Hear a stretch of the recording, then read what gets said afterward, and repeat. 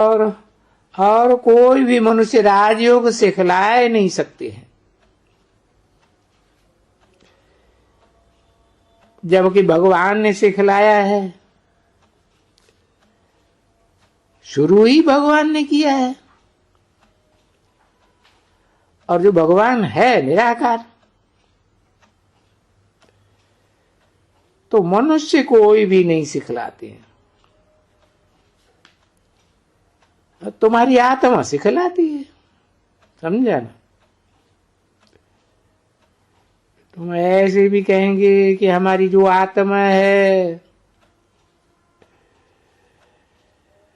देखो अभी सब कोई लिखते रहते हैं चिट्ठियों में, हमारी आत्मा का शरीर, जिस शरीर का नाम फलाना है, वो आपको लिखते हैं। ऐसे ऐसे लिखते रहते हैं। तो ये तो समझाया जाता है ना बच्ची, जो कुछ तुम विद्या भी पढ़ती हो वो आत्मा पढ़ती है। तो धारणा उस आत्मा में होती है। अरे आत्मा में कोई शरीर के क्या नाक में, कान में, मत्थे में धारणा होती है क्या? कोई चीज तो बताओ, किसमें धारणा होती है? अरे किसमें भी धारणा होती हो, वो अंग तो सभी खत्म हो जाते हैं, सब विनाशी। ये जो संस्कार ले जाती है, वो कौन ले जाते हैं संस्कार? तो ये सिद्ध करके भी तो बताना है ना। तो बाप समझाते हैं कि जब ये समझाना है तो जो पढ़ते हो, जो सीखते हो, जो तुम ही सिर्फ हैं जो सीखते हो, और जो कुछ भी पढ़ते हो दुनिया में, वो तो है ही मनुष्य की पढ़ाई। उसे के कोई ये शास्त्र वगैरह वगैरह, सो शास्त्र भी तुम बैठ करके समझाते हो कि हम जो पढ़ते हैं आत्मा पढ़ती है, और शरीर तो कोई नहीं पढ़ता है। ये बाप ने समझाया है कि आत्मा ही अमर है, और शरीर के अंग तो खलास हो जाते हैं। माना शरीर और शरीर के अंग मरते हैं, तो वो क्या कहेंगे? किसको भी बोलेंगे क्या नाक में? नाक पड़ता है, आंखें पड़ती हैं, माथा पड़ता है, क्या पढ़ते हैं? तो वो कहेंगे हाँ ये बुद्धि जो है ना वो पढ़ती है, ऐसे कहेंगे ना बच्चे। अरे पर ये बुद्धि किस में है? कहेंगे शरीर में। शरीर की बुद्धि है या आत्मा की बुद्धि है? कि आत्मा तो है, उनका भी तो कुछ होगा ना। तो समझो बरोबर आत्मा की बुद्धि पड़ रही है तुम्हारी।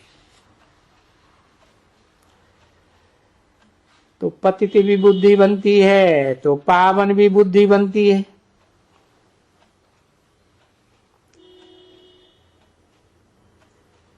ये तो समझते हो कि अभी बुद्धि आत्मा है, क्योंकि आत्मा में ही मन बुद्धि है।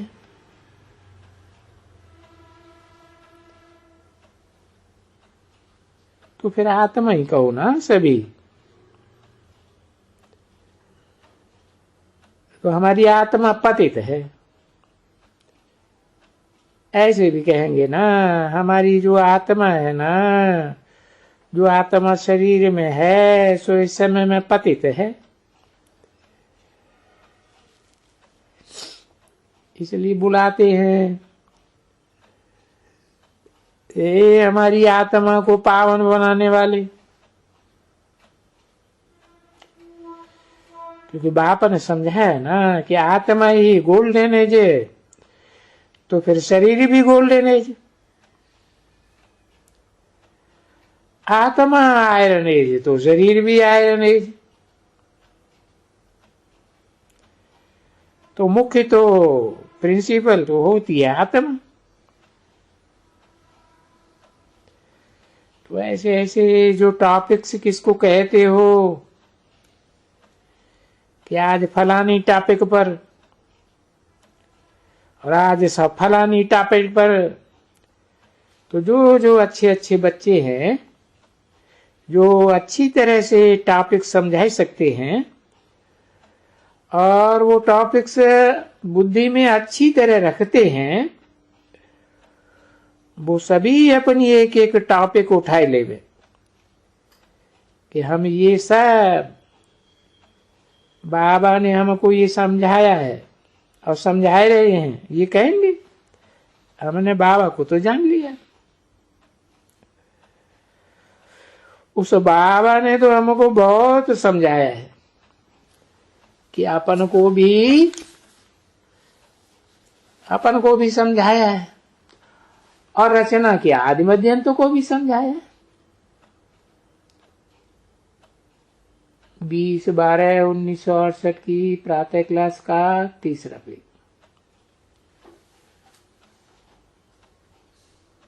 तो उनमें जो जो भी पॉइंट्स हैं या टॉपिक्स हैं, वो एक एक टॉपिक 15 मिनट 20 मिनट वो टॉपिक ओरली बैठ करके समझाए।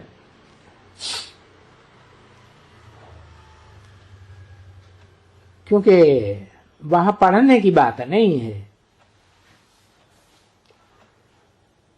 और बाबा थोड़े ही कुछ पढ़ के सुनाते हैं। बाबा ओरली तो वो इतना ओरली अच्छी तरह से समझाना है जितना वो समझा सके।